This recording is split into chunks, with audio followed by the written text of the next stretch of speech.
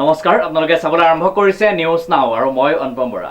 পয়মাল নাট্যগোষ্ঠীৰ দ্বাৰা ভূমিহীন দৰিদ্ৰ ব্যক্তিৰ যোগেশ্বৰ কোঁৱৰৰ জৰাজীৰ্ণ গৃহ নিৰ্মাণত গাঁওবাসীৰ শলাগ। নিউজ নাওৰ এক বিশেষ প্ৰতিবেদন।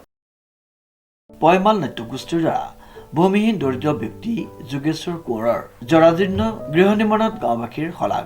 উল্লেখযোগ্য যে ৰাজ্যখনৰ দৰিদ্ৰ সীমাৰেখাৰ তলৰ পৰিয়ালৰ কল্যাণৰ হকে চৰকাৰে ৰূপায়ণ কৰা বিভিন্ন আঁচনিৰ দ্বাৰা প্ৰকৃত দৰিদ্ৰ সীমাৰেখাৰ তলত বসবাস কৰা পৰিয়াল উপকৃত হৈছেনে, ইয়াক লৈ সচেতন মহলৰ ব্যাপক প্ৰতিক্ৰিয়া চলিছে। উল্লেখযোগ্য যে পূৰ্বে যোৰহাট বৰ্তমান টিয়ক সমষ্টিৰ চৰাইবাহী মৌজাৰ 50 নং দক্ষিণ পূব নামনি চৰাইবাহী পঞ্চায়তৰ অন্তৰ্গত কহাৰ গাঁও 5 নং বুথৰ বহুকেইঘৰ দৰিদ্ৰ পৰিয়ালে প্ৰধানমন্ত্ৰী গ্ৰামীণ আৱাস যোজনাৰ গৃহ নোপোৱাৰ অভিযোগ উঠিছে।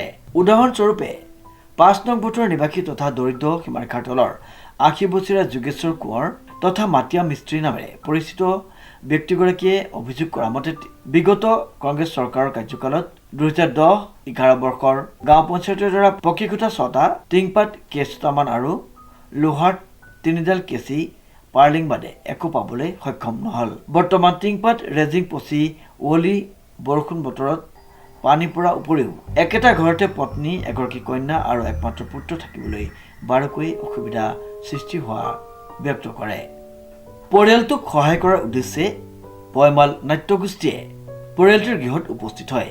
নাট্যগোষ্ঠীৰ সদস্যক্ৰমে দিগন্ত কলিতা, ধ্ৰুৱজ্যোতি দত্ত, দীপাংকৰ বৰা, প্ৰসেনজিৎ বৰা, মহেন্দ্ৰ বৰা, কুমুদ গগৈ, মন্টু বৰা, পৰাগজ্যোতি দত্ত, নুমল গগৈ, পদ্ম বৰা, ভাস্কৰজ্যোতি দত্ত, সাংবাদিক পবিত্ৰ মহন্ত, শিক্ষক বিপুল বৰা, দিগন্ত বৰাৰ সদস্যসকলে দৰিদ্ৰ পৰিয়ালটিৰ উপকৃত হোৱাকৈ 2 বাণ্ডুল টিং, ৰেজিং, নাৰিকলৰ চুটলি, তাঁৰ, গজাল আদি সামগ্ৰী বিশেষকৈ ৰাৱৰীয়া সীমান্ত দত্তই 70 ফুট তৰ্জা বাঁহৰ বেৰ যোগান ধৰে।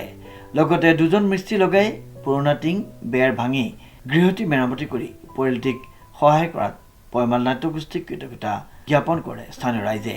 উল্লেখযোগ্য যে চলিত বৰ্ষৰ জানুৱাৰী মাহত জন্মলাভ কৰা পয়মাল নাট্যগোষ্ঠীৰ দ্বাৰা গত 31 জানুৱাৰীৰ ফেকদাৰ সামাজিক নাটক স্থানীয় লক্ষীপ্ৰভা শইকীয়াৰ স্মৃতি প্ৰেক্ষাগৃহত মঞ্চস্থ কৰি ৰাহি ধন আৰু বহাগ বিহুত ঘৰে ঘৰে হুঁচৰি মৰা অৰ্থৰ লগতে প্ৰতিগৰাকী সদস্যই নিজাকৈ দান আগবঢ়াই গৃহটি মেৰামতি কৰা বুলি জানিবলৈ দিয়ে।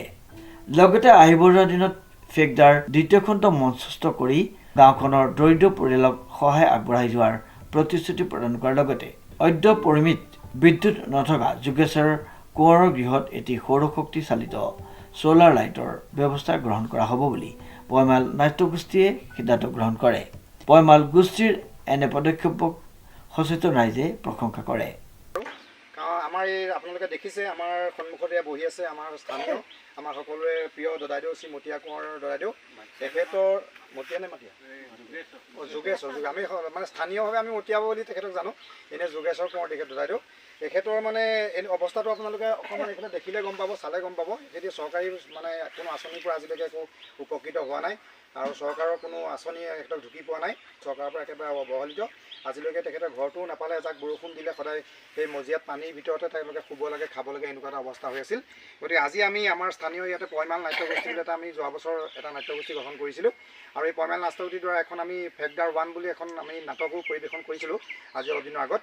তাৰপাছত আমি আমাৰ পয়মাল নাট্যগোষ্ঠীতে মজিয়াতে আমি কথাটো আলোচনা কৰি পেলাই আমি ভাবিলোঁ যে এতিয়া এনেকুৱা এজন যদি আৰ্তলাই নিকিন লোকজনক যদি আমি অকণমান যদি সেই বৰষুণ ৰ'দৰ পৰা ৰক্ষা কৰিব পাৰে, যদি পৰাকৈ তেওঁৰ ঘৰটো যদি অকণমান মেৰামতি কৰি দিব পৰা যায়, তেনেকুৱা এটা চিন্তা আমাৰ জন্ম হৈছিল আৰু সেই জন্মৰে আমি অলপ আলোচনা বিলোচনাৰ মাধ্যমে আজি সেই ফলশ্ৰুতিত আজি এই দিনটো আমাৰ কাৰ্যকৰীকৰণ হৈছে। আমি এই পয়মাল নাট্যগোষ্ঠীৰ সকলো সদস্য লগ হৈ আমি ইয়াতে এতিয়া তেওঁলোকক সেই অলপ টিংপাত আৰু আমাৰ এজন আমাৰ পয়মাল গোষ্ঠীৰ বাহিৰৰ তেখেত আমাৰ ৰৰৈয়াৰ সীমান্ত দত্ত, তেখেতে বেৰখিনি আগবঢ়াইছে আৰু আমিও আমাৰ মাজৰে এনেকৈ অলপ কিছু দান বৰঙণি যাৱতীয় এনেকৈ যিখিনি সামগ্ৰী টিংপাত, ৰেজিন বা গজাল বা বেৰ এনেকুৱা গোটেইখিনি যা যোগাৰ কৰি আজি আমি পয়মাল নাট্যগোষ্ঠীৰ সদস্যসকলে তেখেতক ঘৰটো বনাই দিয়াৰ সিদ্ধান্ত লৈছোঁ।